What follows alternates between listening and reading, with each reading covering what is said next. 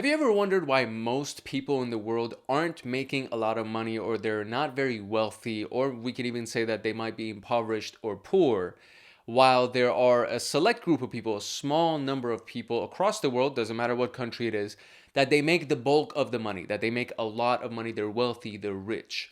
You ever wonder why that is? Well, we're going to talk about that in today's video. My name is Arman Vakili, your value plug, and if you like this video or our channel, please go ahead and subscribe and make sure that you tell all your friends and family as well, because we're trying to build our subscriber base up to 10,000. That's our first official milestone.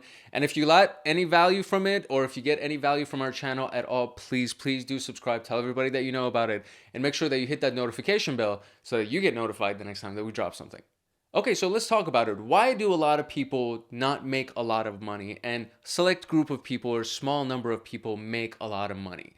There's something called the law of income, and this would be as close to a universal law as the law of gravity or the law of attraction, any of these really big laws. And this specific one, very similar to all the other laws, has no favor in the person that it's doing it for, or it doesn't treat anybody with any special treatment or anything like that. This is a universal law. It applies to everyone across the board. No favoritism, nothing like that, right? So the law of income states that you get paid in direct proportion to the value that you deliver to the marketplace. So specifically, and we'll repeat that one more time, you will get paid in direct proportion to the value you deliver according to the marketplace. Notice how I didn't say produce. In my industry, in my specific business, I'm in financial services, I deal with clients, right? And production in our business means you sat down with the client and you wrote the application for their new policy or their new plan. However, I don't get paid if we write the app. I only get paid when the actual plan is delivered, and we collect a delivery receipt signature from the client saying that, hey, this person got the delivery of their product or of their plan, whatever that was. I can write $1 million in production, write a bunch of different applications, but if none of them are fulfilled, if none of them are delivered, and the client didn't take delivery on that, if they didn't take collection on it, then I don't get paid anything. Nobody in our organization gets paid anything. So the specific key here is the value that you deliver to the marketplace. Back when I was in production for a brief stint of time, it was maybe 2019, 2020, around that period of time, we had 3 specific projects that we put a lot of money into. We hired the crew, the actors, we rented the location, the equipment, all that stuff, and we shot the footage, but nothing came out of it. The footage didn't even make it to the edit. So prior to even making it to the edit, the project died. And from what I understand, this is fairly common in the world of film production or anything that is being produced as far as media is concerned. There's a lot of projects that don't see the light of day. But that specific goal, that specific project, all those things that we were working on, since they were never edited, they were never delivered, literally, it was as if they never existed. All of that footage, everything that we shot, all that we put into it literally means nothing because we'd never delivered anything to the marketplace. So it doesn't really matter what industry you're in, the rule applies. Now, here's how it works with most people. And this is a little bit of a hard truth, or like a bitter truth to hear, so you got to brace yourself when you hear this. The reason why most people are not wealthy or they don't make a lot of money is simply because they are not delivering enough value to the marketplace. Now, this could be for a lot of different reasons, but that's pretty much it. Again, we said at the very beginning, it's unemotional, right? There's no favoritism with this law. The reason why most people don't make a lot of money or are not wealthy or not rich, whatever the description term that you use is simply because of the fact that they're not delivering the value to the marketplace. Now, in my humble opinion, there are 2 specific reasons, 2 main categories of reasons as to why this is the case. Number 1 could be that most people are really great at creative ideas. They're really great at scheming or putting plans together, but they never pull the actual trigger. Or they'll spend a lot of money developing something, developing an idea, developing a plan, whatever that may be, but they never move into the execution or the actual taking action phase of it. Therefore, the project never gets done. The business never gets created. The product never gets made, and it's never delivered to the market. Therefore, the person doesn't make any money. Or the second group of people, they just never spend time developing themselves. They'll be in their career, in their job, their main trade, whatever it may be, and you'll hear phrases like, "Oh, I'm good, I'm comfortable."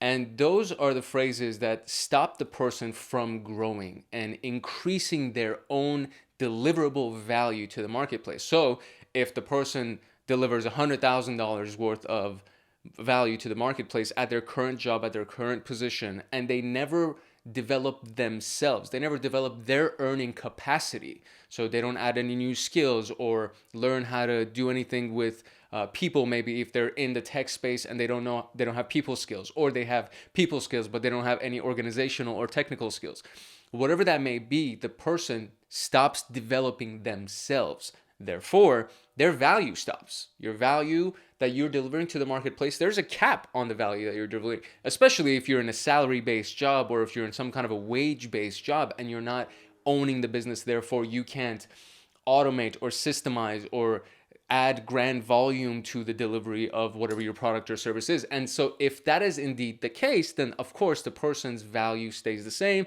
and they don't deliver anymore, and therefore they don't increase their earning potential. Now, I want to remind you one more time, this isn't me saying this. This doesn't come from me. This is the law of income. It's something that applies to everybody across the board. And the only person or the only entity that determines how much you get paid at the end of the day is the marketplace. It has nothing to do with me. And you are part of the marketplace. As you're watching this, you can determine and say, you know what, this value sucks, or this video sucks. I didn't learn anything from this. I didn't get anything out of this. So you know what? I'm not going to subscribe, or I'm not going to comment, or I'm not going to share this with anybody. You get to determine that. It has nothing to do with me. I am simply here trying my best to add this value, and hopefully it'll be enough for you, or good enough that you'll say, okay, you know what? I like this guy, or I like what he's talking about. And then we end up developing some kind of a relationship, right? But again, you're part of the marketplace. If you're trying to sell something to me, I get cold calls from people all the time. Telemarketers call me all the time. People approach me all the time. They know I'm in business. My business is listed, so on and so forth. I get emails all the time. But they're coming to me. I'm the market, right? I'm the marketplace. They're coming to me making their pitch, and either the way that they made their pitch was incorrect, or what they're trying to offer is not good enough for me, or they just don't even know what they're saying. Like, it's surprising to me how many people will make the call and they don't have a plan of what happens when they get the person on the phone, or how many people will send an email, but within the context of the email, you can just tell that they're in it to line their own pockets. They have no concern about the value that they're really adding to me. And you'll hear things like, yeah, we've done this and this and this, and we're a great this company, and we've been doing this, and we've been doing since that, and if you want, hit us up. It's like, okay, well, obviously you didn't do any research as to what my business is and what I need for value.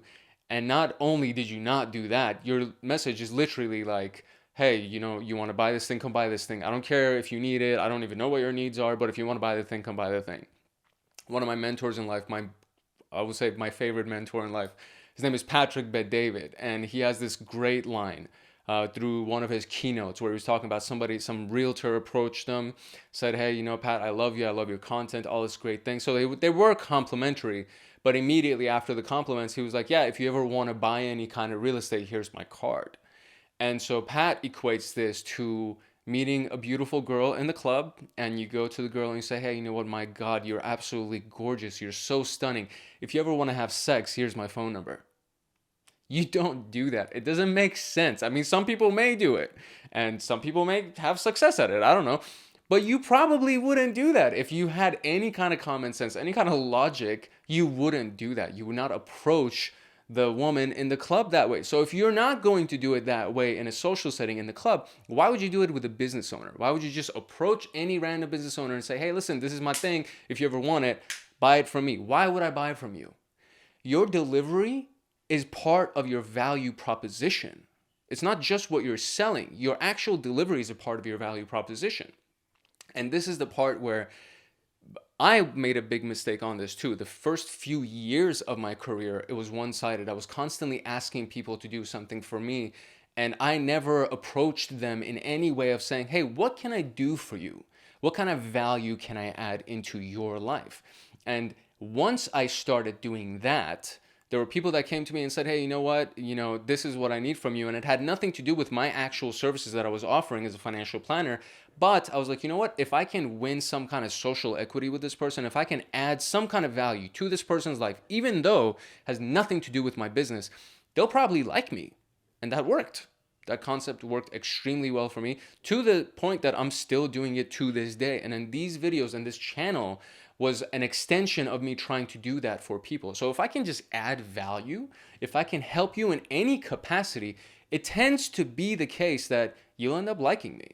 And then once you like me, then I have permission to say, hey, you know what, John, Joe, Jerry, Jane, Jill, it's like, whoever you are, would you mind taking a look at what I got? I have no idea if this is for you or not, but at the very least, it would mean a lot to me if you would just look at what I got.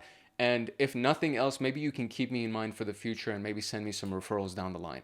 But would you at least look at it? I value your opinion, Jill, and I really want to see what you think of this, right?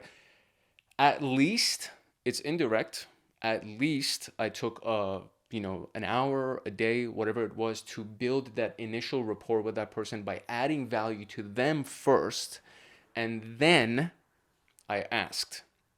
Great book on this is called Jab, Jab, Jab, Right Hook by Gary Vee. Really amazing book is The Art of Closing the Sale by Tom Hopkins. All of these things have a lot to do with increasing your initial value as a person. Now, if you think you're not in sales, you have a crude awakening for you, because even if you have a salary-based job or a wage-based job, you had to sell yourself at that interview. So at the very least, you sold yourself at the interview, and you still have to sell yourself every single day so you don't get fired. If you have children, you're selling them every single day on how they should live and what they should do and what they should not do. If you have a spouse, you have to sell your spouse every single day as to why they made the right decision by marrying you. When you made that initial sale and you said, hey, I think we should get hitched, that was a sale. And then you have to keep selling so that they don't leave you. Sales is part of the game. So if you can just develop that skill, you would be surprised how much your marketplace value increases.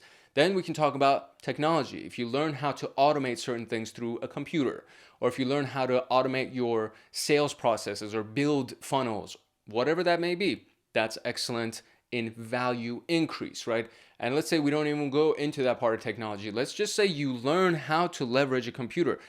Like 90% of the people that I deal with, that I train, or my clients, even my family members, can't Google something. And it's like, if you just learned how to Google something, if you just learned how to use YouTube so that you can get information and knowledge and all that stuff, then your value prop is automatically increasing, and therefore the marketplace will deem you to be more valuable. And as a byproduct, it's inevitable that you start getting paid more. So it's all about your value delivered to the marketplace. It doesn't matter how much you produce. It doesn't matter what you write. It doesn't matter what you create. If you never delivered it to the marketplace, then you didn't do that part, at least, or you never sent it out or delivered it. Delivered it. And then there's the latter. There's the after fact, or maybe even before that, right? So this is probably the former. If whatever you're delivering is not valuable, then it doesn't matter what you deliver. If it's crap, doesn't matter. It'll probably hurt your brand more than it'll help you. Then there's the fact that, okay, well, if you stole somebody else's idea, or if you're trying to pass somebody's idea off as your own idea, or pass somebody else's product off as your own product, the market will know that too. People these days are not, I don't think people were ever stupid, but because of the fact that everybody can just Google, they have Google at the tip of their fingers, you really can't lie about anything anymore. You can't front. You can't put up a facade. You have to be real. You have to be authentic. And if you used somebody else's information to develop what you got, or if you use somebody else's product to develop what you got, you have to give some kind of accreditation to that. Otherwise, people will just label you as a fraud. They'll label you as somebody who knocks off somebody else's stuff and you try to push it off as your own. And you might make money in the short term. Most people who do this do make money in the short term because they've taken a proven winner, something that has sold before that is already working, and they try to pass it off as their own, or they make some kind of a minor tweak and say this is a brand new thing when it's actually not. And you'll make money in the short term, but the marketplace will eventually catch up to you. And in that situation, some people will say, well, at least I made my money. Yeah, but if your reputation got ruined, then nobody's going to touch anything that you do after that. And so that's the part that you have to keep in mind. So there are a lot of ways that somebody can increase their value to the marketplace. Self-education, just deliver more of what you got, right? If you're selling one-on-one, learn how to sell to a group, learn how to sell via the internet and in high volume things. That could be just a different way that you deliver value. A lot of people do one at a time. There's a really great example by Harv Eker where it goes, let's say you're a massage therapist, right? And you're the best massage therapist in the world. Literally, there's nobody ever better than you. And you go Monday morning and you show up to your parlor, to your, not restaurant, your salon, whatever, your massage place, right? And there's literally 40,000 people lined up outside your door. What do? You kill yourself, you shoot yourself. You can't do 40,000 massages in your lifetime, probably. Maybe you could, I don't know. But if you hurry and you rush, you might be able to get 10 of them in a day. Multiply that by 365. If you don't take any days off and if you don't take any breaks or anything like this, that's 3,650 massages in a year. And you still have another, 36,000 people left. That's insane. So you got to consider delivery, just the option of delivery, the way that you're delivering your service or product has a lot to do with how much of it you can deliver. You could be the greatest at a service thing, but if you can't extend outside of yourself and you're the main earner, that's your cap. That's the maximum that you can make. And the marketplace, through your ability to deliver, is going to say, this is what you're worth. But then let's say you start several different massage parlors, you start hiring massage therapists and you train them in your method of massage delivery. And now you have a business that's structured around a certain system with, human equity or human capital. And then from there, you can expand on the delivery of what you can actually deliver to the marketplace. Or let's say you develop a system around what you did, and then you license your system to other massage parlors and you sell your licensing or your systems to other massage parlors so that you can increase your revenue that way. There are a lot of different ways that you can increase your revenue or the value that you deliver to the marketplace, but you have to think outside of the box, right? So this is the law of income in general. And it's not super fancy, right? Same thing with the law of gravity. It's not a super fancy thing, but it's extremely powerful. Whether you're good or evil, whether you're skinny or fat, whether you're a human being or an animal or an object, it doesn't matter. The law of gravity states that if you drop this off the building, boom, it's going to hit the ground. It's powerful, but simple. Same thing with the law of vibration, law of attraction, and of course, the law of income. It's simple, but it's very powerful. And if you can just take that phrase and really internalize it, the law of income states that you get paid in direct proportion to the value that you deliver to the marketplace. If you can understand that, like really understand that, you're already ahead of the game.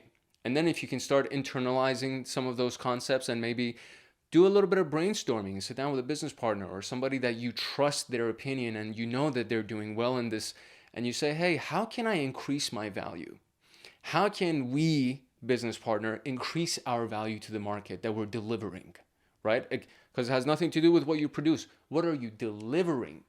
And so that's the goal, right? So if you can understand that, then this video will have made the impact that I hope it makes. And if you have any questions, leave it in the comment section below. If you have any comments, leave them in the comment section below. If you're interested in learning how to increase your value to the marketplace, if you're interested in learning how to start a business, maybe if you are a wage-based or a salary-based person, and you just want to figure out how to increase your income, shoot me an email. You can also visit armanvakili.com/freebies, and we give away a free business planning session valued at almost $3,000 on the website, and you can register for that and either speak with myself or one of the coaches that we have. But whatever you do, doesn't really matter if you contact me or however you end up increasing your value, just make it a point to increase the value that you're delivering. And if you do that, I guarantee you'll make more money. It's pretty simple. It's not even complicated. So I'm done talking. I hope you got value from this. Make sure you subscribe. Tell all your friends and family about it. Our goal is to hit $10,000 subscribers. I think in dollars all the time. 10,000 subscribers by the end of 2022. It would be amazing if we could hit it. At the very, very least, I want to make sure that we push for it, and I need your help. So if you can help me with that, that would be amazing. And I look forward to hearing your success story, and hopefully you actually got some value from it. See you in the next one.